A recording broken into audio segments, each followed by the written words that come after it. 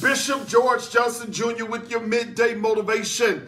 Happy Wednesday to you. We call this Shell Day because when I used to coach back in the day, this was the day we didn't put on the full gear. We just put on the helmet and the shoulder pads and the shorts because we were just that much closer to game time.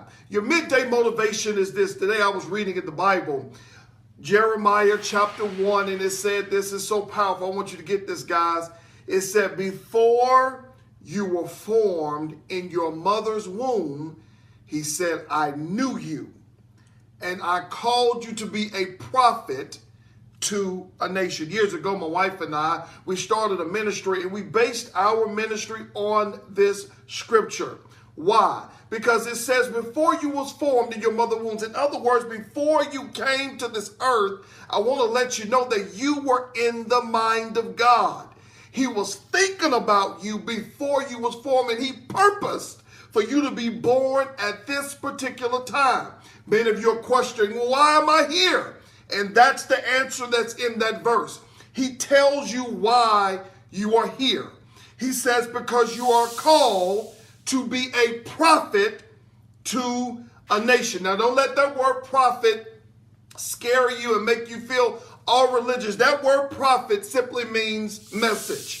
So you were in the mind of God, and he knew he had a purpose and a design for you, and the purpose and the design he had for you was for you to carry a message to a nation. Guys, I want to encourage you. There was a nation of people that are waiting to hear your book. There's a nation of people that are waiting to hear that song. There is a nation of people that is waiting to hear that play that's in your mind. There is a nation of children that is waiting for you to answer the call and walk in the classroom and start teaching people. There is a nation of people that are waiting for you to preach to them. There is a nation of people that are waiting on you that need the cure for the disease that's in your mind. There is a nation of people that is waiting on you to answer the call. I know it's tough. I know it's hard. I know it's challenging. And I know you want to quit. I know you want to give up. But I want you to understand and put your hands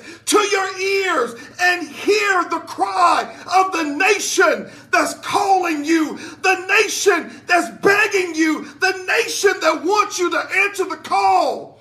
Because if you don't, nobody else will. There is something down on the inside of you that only you can do. One of my favorite speakers, and I'm going to close with this.